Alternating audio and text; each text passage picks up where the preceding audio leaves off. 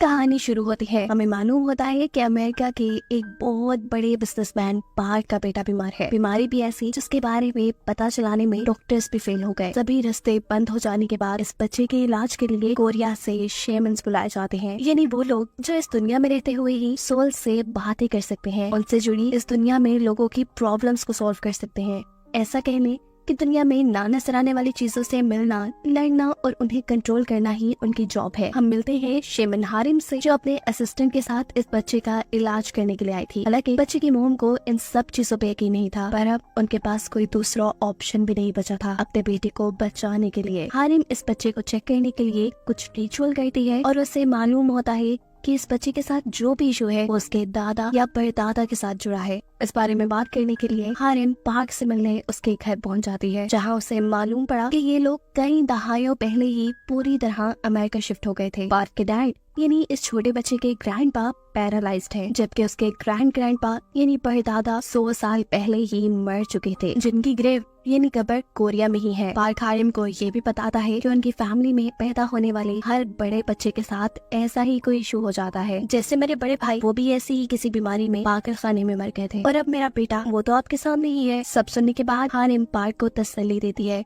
कि सब ठीक हो जाएगा, लेकिन उनको और भी लोगों की मदद की जरूरत पड़ेगी। मसला थोड़ा बड़ा है, इन्हें कोरिया भी जाना पड़ सकता है। सीन कट होकर हम कोरिया में किम से मिलते हैं। ये फेंग शुई एक्सपर्ट हैं। उनका काम था मरने वाले लोगों के लिए ऐसी जगह ढूंढना जहाँ दफन होने के बाद उनके सोल्स को आराम और सुकून मिल जाए, वहाँ उन्हें कोई प्रॉब्लम ना हो। अगर सोल्स को कोई प्रॉब्लम होती है तो वो अपनी फैमिलीज को तंग करती है। जैसे अभी भी एक ओल्ड लेडी अपने घर वालों के ख्वाब में आकर उन्हें तंग करने लगी थी, लेकिन किम के मुताबिक उनका मसला ग्रेव नहीं थी। असल में उस ओल्ड लेडी के ग्रैंडसन ने उसके दांतों को छुपा लिया था, जिसकी वजह से वो नाराज थी। उस ओल्ड लेडी के दांत वापस रखने पर प्रॉब्लम सॉल्व हो जाती है, जिसके बाद हम देखते हैं यही इसी ग्रेवयार्ड यानी कब्रिस्तान के अंदर किम से हारिम मिलने आई है। हारिम उन्हें पार्क के बारे में बताती है, जो बहुत ही ज्यादा अमीर बिजनेसमैन है, लेकिन उनकी फैमिली में एक बहुत ही अजीब इशू है कि उनके घर पैदा होने वाला हर बड़ा बेटा बीमार रहता है, और ये सारी प्रॉब्लम्स कोरिया की जमीन से जुड़ी है, क्योंकि उनके ग्रैंडपा यहाँ कोरिया में दफन है। हारिम को उनका प्रॉब्लम सॉल्व करने के लिए किम की मदद चाहिए थी,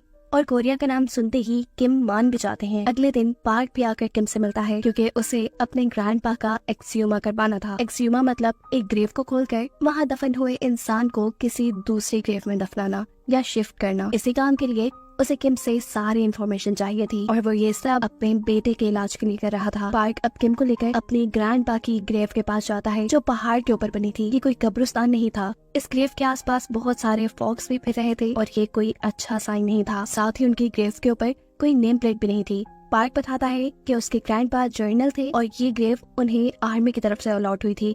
किम उसकी अभी भी बात समझ नहीं पा रहा था कि आखिर यही जगह क्यों। ये तो जगह कोई टॉम भी नहीं लग रही। वो समझ चुका था कि मसला इसी जगह में है, और ये बात वो हारिम से डिस्कस भी कर लेता है।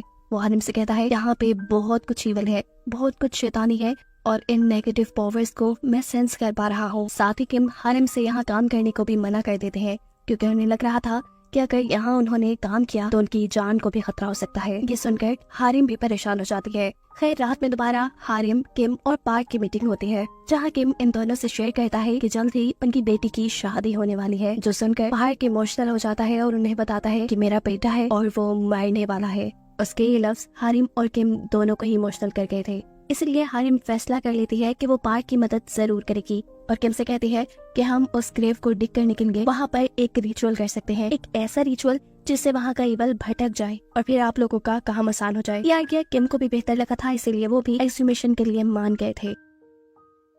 अगले दिन एक्सह्यूमेशन का काम शुरू हो जाता है, जिसमें यहाँ पर पार्क की आर्ट भी थी, क्योंकि वो ग्रैंडपा की डॉटर थी।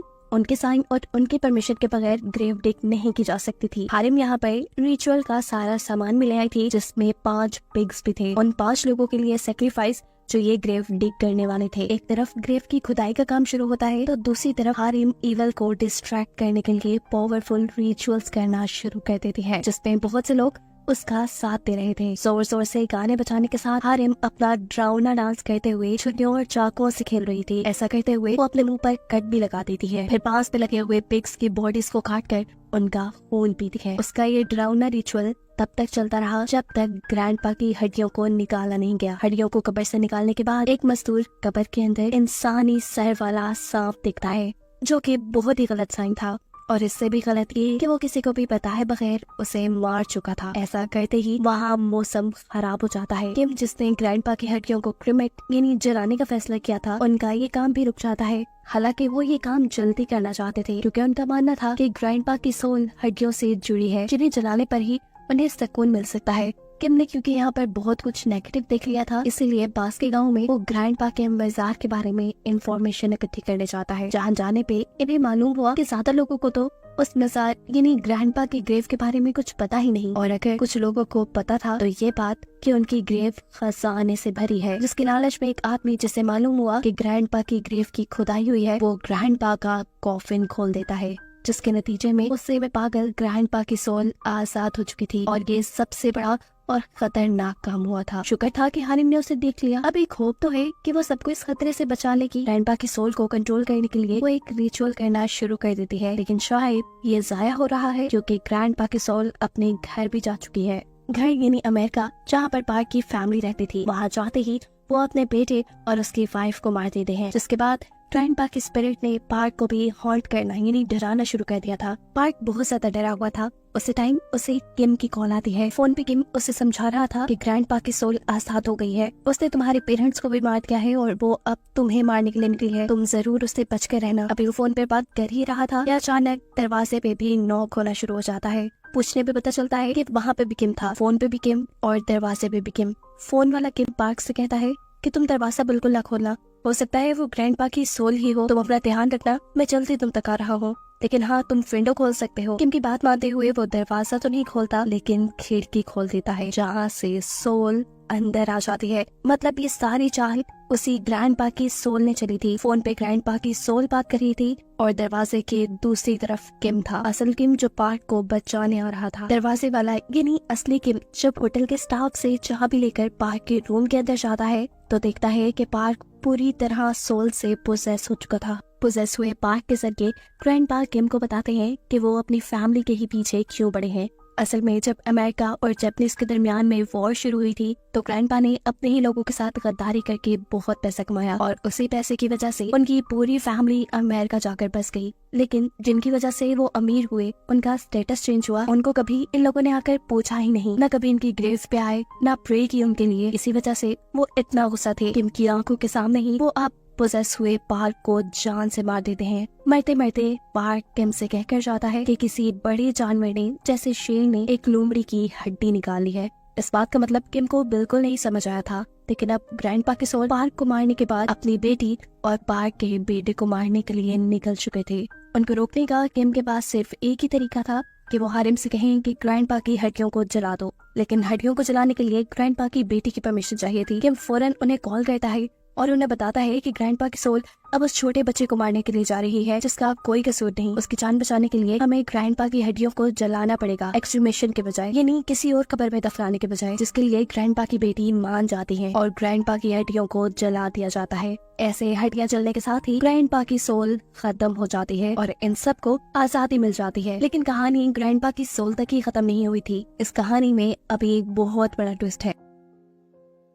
ग्रैंडपा के सोल के चले जाने के बाद किम एक ऐसे आदमी से मिलता है जिसने ग्रैंडपा की कब्र खोदने का काम किया था। उसके ख्वाब में बड़े बड़े इंसानी सर वाले सांप उसे डरा रहे थे। डरते हुए वो आदमी कहता है कि वो सांप मुझे मार देंगे। किम उसे पूछते हैं ये सब कब से हो रहा है। आदमी बताता है तभी से जब मुझे ग्रैंडपा की ग्रेव के अंदर वो इंसानी सर वाला स्नेक मिला था, जिसका सर काट कर मैंने उसे मार दिया। सारी बात की सच्चाई जानने के लिए किम दोबारा ग्रैंडपा की ग्रेव पे जाता है, जहाँ उसे वो मरा हुआ सांप मिल भी गया था। उसका सर किसी फीमेल जैसा था, जिनको बहुत ज्यादा ईवल यानी शैतानी माना जाता है। कुछ ना सोचते समझते हुए किम जब इस कब्र को और ज्यादा खोलता है तो इसी कब्र के नीचे उसे एक खड़ा हुआ कॉफिन मिलता है, जिसे देखते ही वो हारिम और उसके सभी साथियों को यहाँ बुला लेते हैं। ये सब मिलकर उस कॉफिन को बाहर निकाल लेते, लेकिन अभी तक ये लोग ये बात समझ नहीं पाए थे कि आखिर क्यों ग्रैंडपा की ही ग्रेव के नीचे इस कॉफिन को खड़ा किया गया था। ये कॉफिन चारों तरफ से सील्ड था। फिलहाल आधी रात का वक्त था, ये लोग इस कॉफिन का कुछ कर भी नहीं सकते थे, इसीलिए पास के एक टेम्पल में ये लोग इस कॉफिन को रखने का फैसला करते हैं। ये भी हो सकता था कि इस कॉफिन में कोई इवल स्पिरिट हो,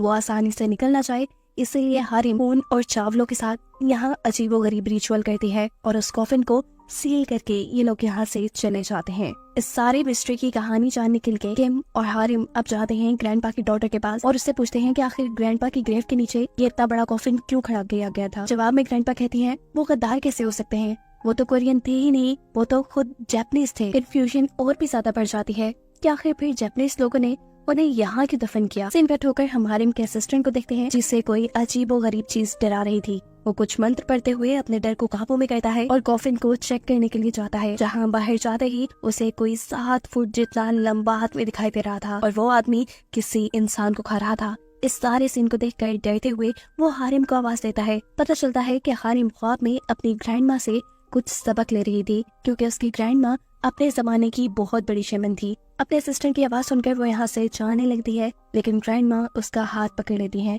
ऐसे जैसे उन्होंने कोई बहुत बड़ा खतरा देख लिया हो। लेकिन फिर भी हारिम उठकर बाहर जाती है, जहाँ उसका असिस्टेंट डरा हुआ था। ये दोनों साथ मिलकर उस कॉफिन को देखते हैं जो अब खुला हुआ था और खाली था। मतलब हारिम के असिस्टेंट ने जो 7 फुट का आदमी या भूत देखा था वो इसी कॉफिन से बाहर आ चुका था। यहाँ कॉफिन में ही एक हेलमेट भी मौजूद था जो कि किसी सैमुराई या जर्नल का होता है। ये लोग समझ जाते हैं कि जरूर इस कॉफिन में जो कोई भी था वो एक सैमुराई था, एक सोल्जर था। इतनी देर में इस रूम के बाहर वो जर्नल भी आ जाता है जो इस कॉफिन से निकला होगा। हारिम उसे देखते ही छुप जाते हैं और वो जर्नल पूछता है क्या इस रूम में कोई इंसान है। हारिम ना में जवाब देती है और कहती है मैं तो इंसानों की गुलाम हूँ और एक ट्री स्पिरिट हूँ। फिर वो जर्नल का भूत से पूछता है क्या तुम्हारे पास मेरी पसंद का खाना है। हारिम माफी मांगते हुए उससे ना में जवाब देती है और इस टाइम जर्नल जान जाता है कि रूम के अंदर कोई इंसान ही है।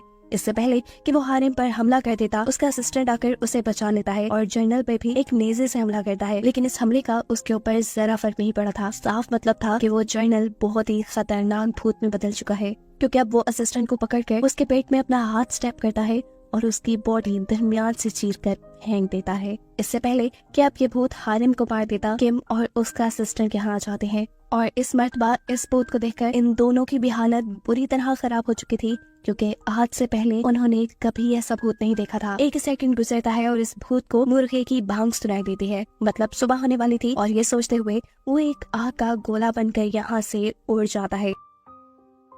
अभी के लिए ये लोग इतनी बात जान गए थे कि ये भूत जो भी है ये रात में तो पूरी ताकत में होता है, लेकिन सुबह में ये अपनी ताकतों का इस्तेमाल नहीं कर सकता। पता चलता है भूत ने हारिम के जिस असिस्टेंट को दरमियान से चीरकर फाड़ दिया था उसकी सांसें अभी भी चल रही थी, यानी वो पूरी तरह मरा नहीं था, इसलिए उसे हॉस्पिटल एडमिट करवा दिया जाता है। और किम अब जाते हैं उसी ग्रेव पे जहाँ से ये सब शुरू हुआ था, क्योंकि अब इसे बंद करना, इस कहानी को खत्म करना बहुत जरूरी था।